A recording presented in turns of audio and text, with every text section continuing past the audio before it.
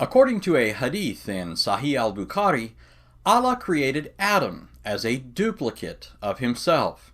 Narrated Abu Huraira, Muhammad said, Allah created Adam in his complete shape and form, 60 cubits, about 30 meters, in height.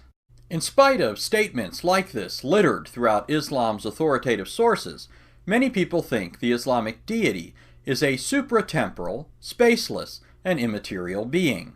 However, this popular but fault-ridden idea has nothing to do with what Muhammad originally taught and everything to do with what later Muslims, especially under the influence of Greek philosophy, came to believe must be true of Allah if he's to be taken as the uncreated creator of time, space, and matter. In a previous video, I looked at Surahs 42:11 and 112:4, since it's often claimed that those passages trump the vast body of evidence, no pun intended, that the Islamic Allah is a corporeal being, just like he was in the pagan pantheon when Muhammad, in a game of religious duck-duck-goose, singled him out as the only God with whom he'd run around the Kaaba. Having shown that those passages are not contrary to the idea that Muhammad's false god had a body, in this video I'll show that Surah 112 actually supports it.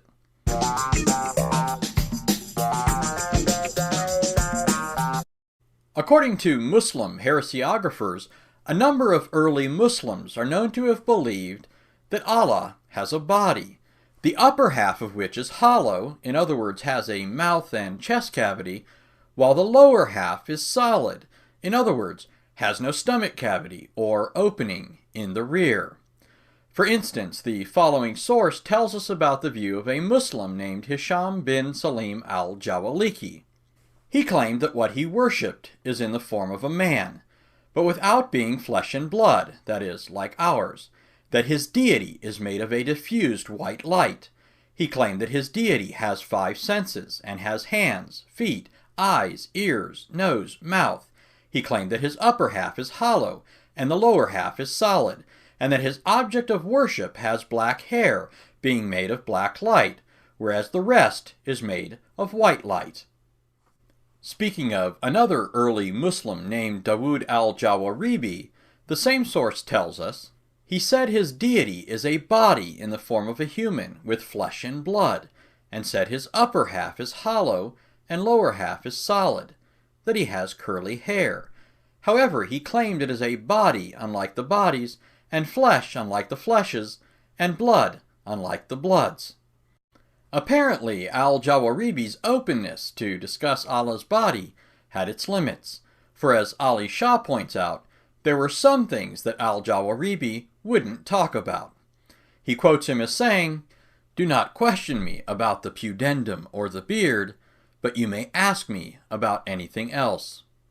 If you're wondering what a pudendum is, it refers to Allah's gonads.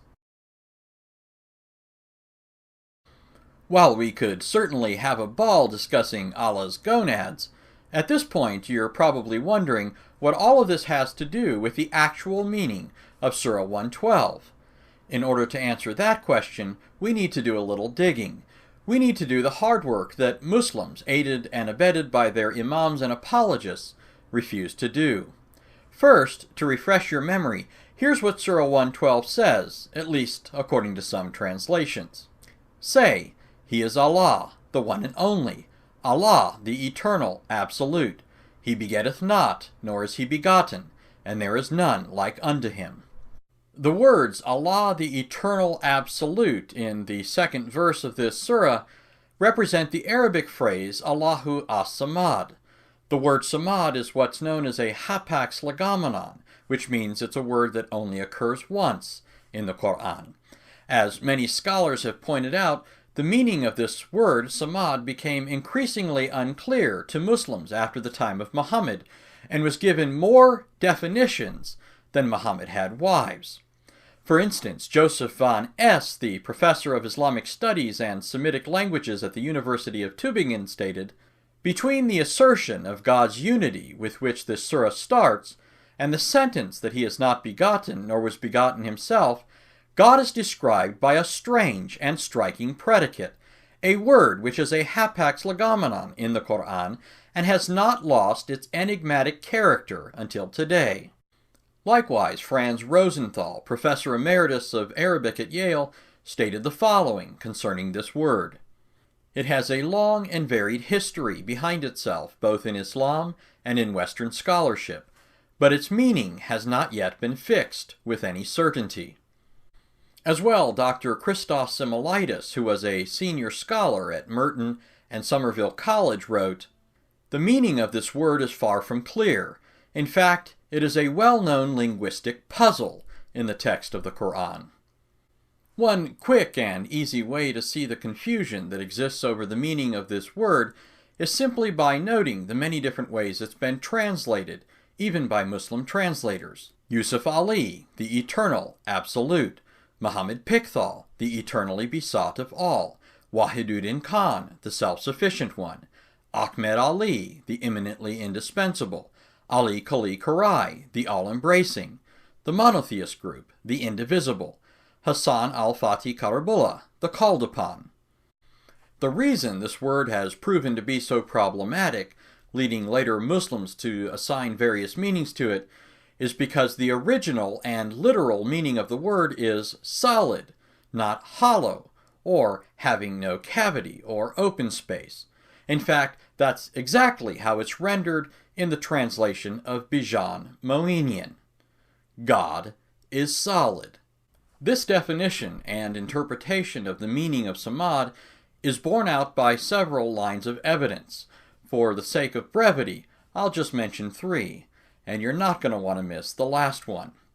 First, according to the science of Quranic interpretation, in order to know the meaning of a given passage of the Quran, one must know the occasion, reason, or causes for which it was given.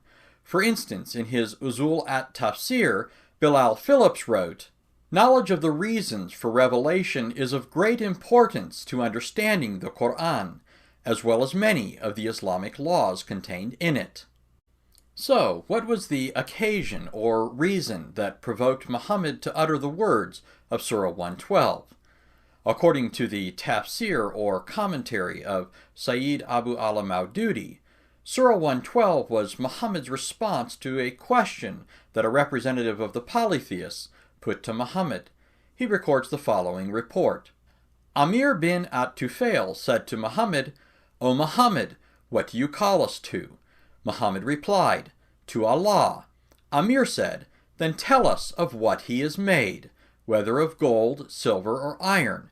Thereupon this surah was sent down. Maududi records other reports, as do other Muslim scholars, and they all come down to the same basic question. Does Allah have a material makeup?